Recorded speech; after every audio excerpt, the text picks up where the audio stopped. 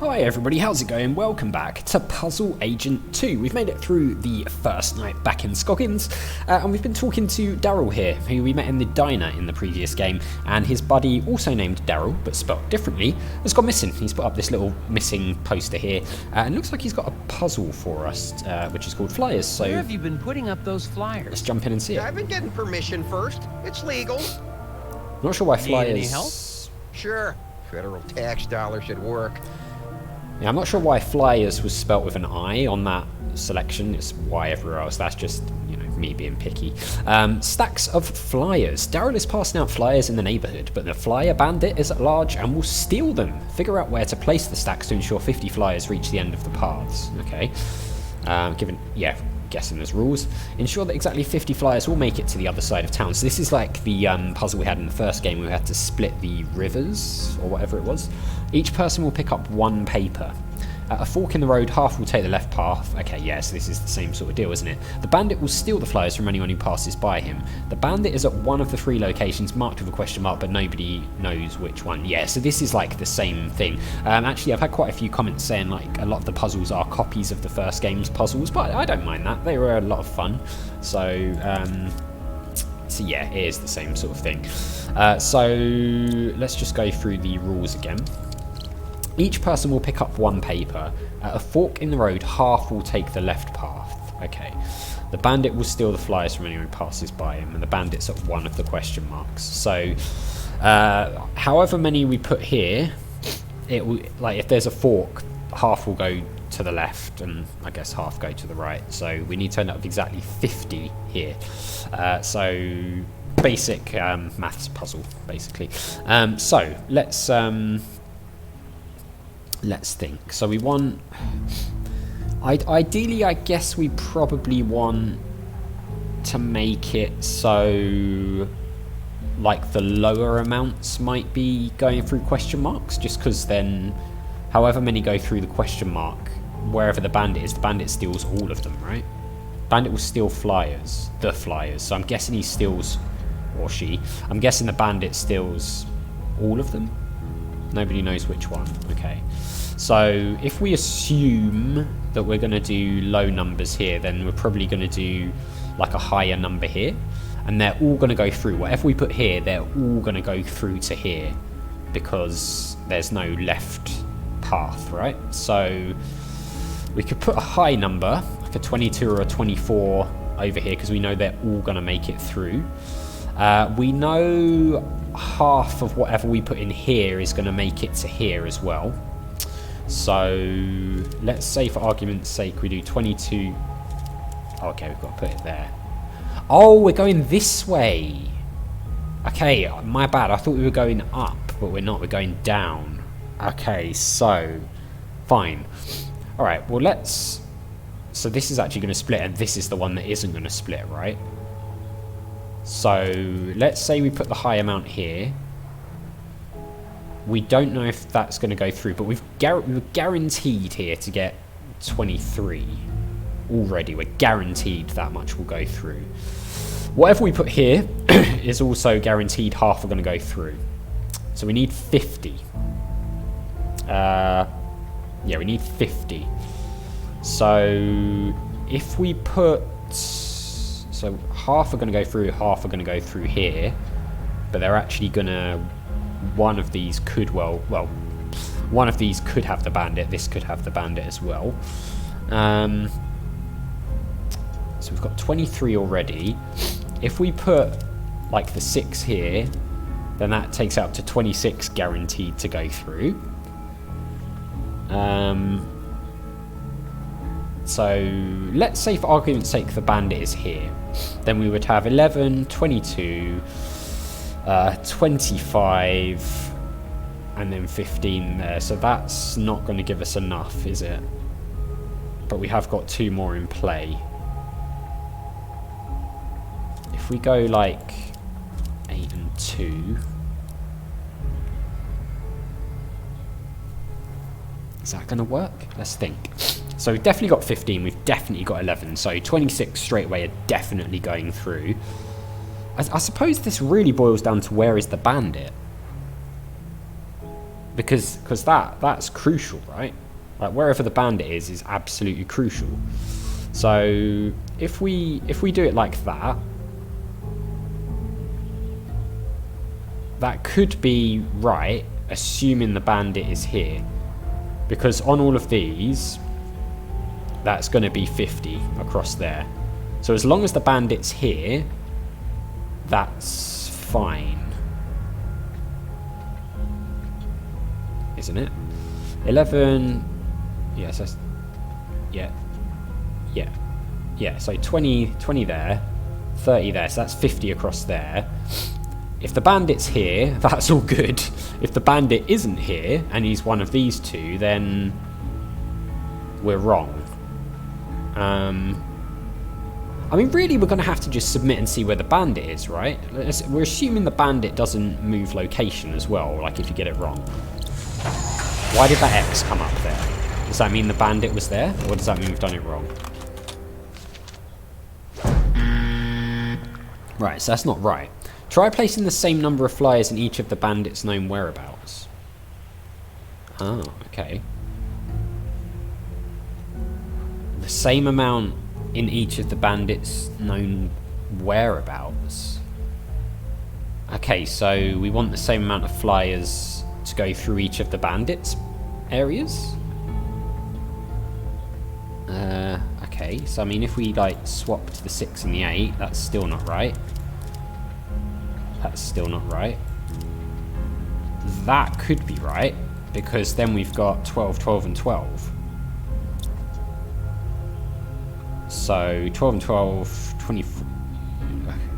I mean that could work. That's what it's suggested. I'm guessing the bandit is over there, seeing as it keeps putting the red cross through it. Yeah, okay, so we basically just had to make, like, negate the effect of the bandit by making the same amount go through. I mean, fine. I'm not really sure it makes much of a difference, to be honest. Key is to ensure the same number of flies are distributed to each of the bandit zones, then it doesn't matter which zone is attacked, the same number of flies are delivered. Yeah, but I mean, technically you could still get it right by just, you know, guessing correctly where the bandit is, so... I mean, technically my first answer was correct, right? Because the correct amount got through, because the bandit was over on the right, so 50 did get through, but I'm not going to... There you go. That should get everybody in town on the lookout for Daryl. I doubt it in this town. People disappear all the time in Scoggins. Nobody even notices anymore. There have been other missing people? Plenty others. Even that researcher over at the campground had his buddy go missing just last week. Oh. Do you know where I could... He's got a trailer at the Wallows campground. Name's Alfred, something or other. Okay. Have fun, Mr. FBI. Try looking for my brother while you're at it. Alright, jeez. We've got a lot to do. It sounds like Isaac Dabner's just one of many missing people around Scoggins. The cases might all be related. I'm heading to the Wallows to ask a researcher there about his missing friend. Okay. And look for Daryl's brother, of course. Yeah, we're definitely doing that. Don't worry, Daryl. We'll find your brother, I'm sure. Right, is there any other gum around while we're here? No. Alright. So, campgrounds. So it's interesting because the campgrounds I think was there in the last game, but we didn't go to it. So I wonder if we're going to go to some of the other places. Like we didn't go to the school. We didn't go to the park and gazebo as far as I can remember. So maybe we are going to visit other locations. We definitely went there and there. But yeah, let's go to the campgrounds. It's the only place we can go by the looks of things. The Wallows.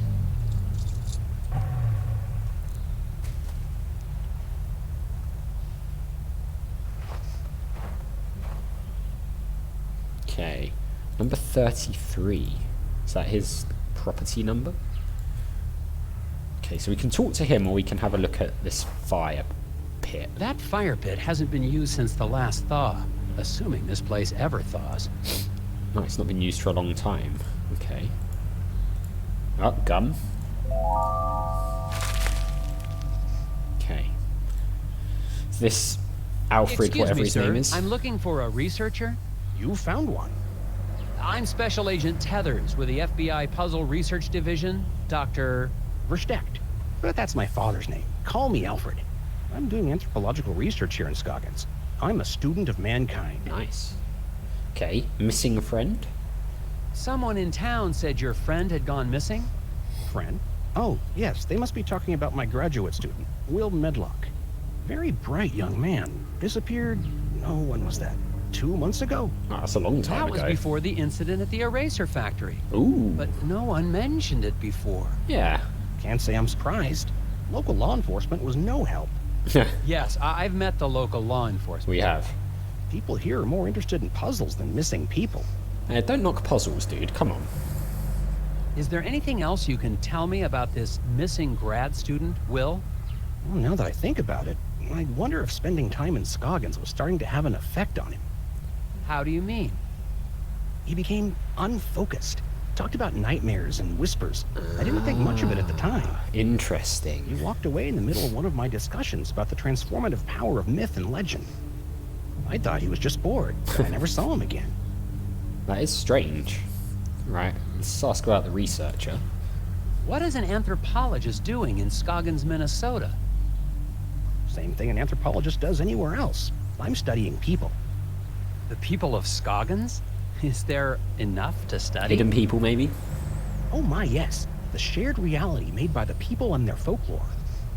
I've been here for years, and I've just barely scratched the surface. Don't you get the sense that this is a town on the cusp of something big? Their folklore, their fascination with puzzles. Yeah, we It's do. as if the energy of thought is being transformed into solving one of the great problems of our age. This is like the first down-to-earth person we've met. How long have you been here in Scoggins? Well, let's see, about 15 years? I'm on my 8th government grant. Wow. Okay, Isaac Davner. Do you know anything about the missing factory foreman, Isaac Davner? Ah, yes. Fascinating story, that. A real Scratching his suburban myth butt. in the making. To the people of Scoggins, he's the archetype of the martyr, a ritual sacrifice made as an attempt to assert control over capricious nature. Wait a second. Davner's not a myth. He's Yeah. a real person. I've met him. Myths are real, Agent Tethers. We're all characters playing roles. The hero in a quest for truth, the wise, mysterious sage who serves as his guide. Wise. Right. Alright, the hidden people. You must know something about the local stories about gnomes? The hidden people? Well, of course. They're the ones who brought me here in the first place. I'm studying the myth and worship of the hidden people. Worship? Oh, then you've dealt with that cult, the Brotherhood of Scoggins.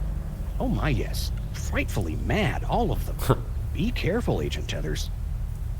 Their devotion to the hidden people makes them extremely driven and extremely dangerous. Okay, goodbye. Thanks for your time, Alfred. If you hear any more about Isaac Davner or your missing friend, please let me know. I've just spoken with a mild-mannered but extremely driven agent from the FBI. He was looking for information about the hidden people and the rash of disappearances in the area, including young Will's. Of course, if he's investigating a missing persons case, he'd best talk to Sheriff Bogg. The sheriff may not be helpful, but he is the one man in town with information about all the missing residents. What he said. Yeah. What he said indeed. Oh, that's good, I like that. Alright, well, we've met him. I guess we go and talk to the sheriff now, who, the last time we saw the sheriff, he was not exactly welcoming, was he? We had to distract him. He pulled a gun on us. So let's go and see what he's up to. I'm doubting he's going to be happy to see us.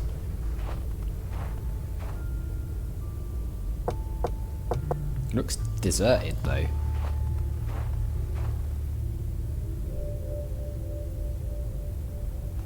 I'm finally desperate enough to visit Sheriff Boggs' office, but he's already working against me.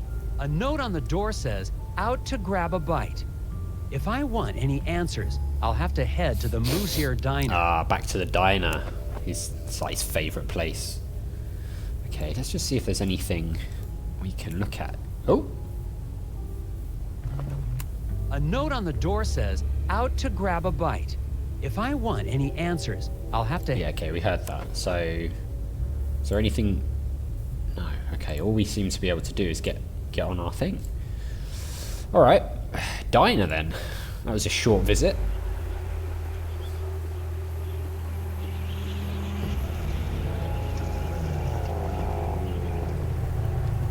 Oh, look, there's one of the missing persons things that Daryl's been putting up. I also see some gum up there on the roof. Okay. 30 pieces of gum already. Wow. Anything else? Oh, there's a puzzle there. Looks like maybe an optional puzzle. Up on the window. No, sorry, not the window. The thing. Power grid. Between the 5 generators, power all devices using every available power outlet. Generators will evenly split power if used twice. Each device must be powered exactly to their power needs. Ah, okay. Alright, well, I'll tell you what, we'll have a look at that in the next one because we are out of time. So as always, thank you very much for watching. A big thank you to my patrons, Arcades Games, Wayne, Nate, Termini Nerdy, Paul from the Phantom Fellows, Lyle, Barry Aldridge, Hobo, Numinous, Kumadim, Paul Leone, Flossie the Sheep, JohnCon555, Chrissy, Paul James, and TJG66. And I'll see you next time.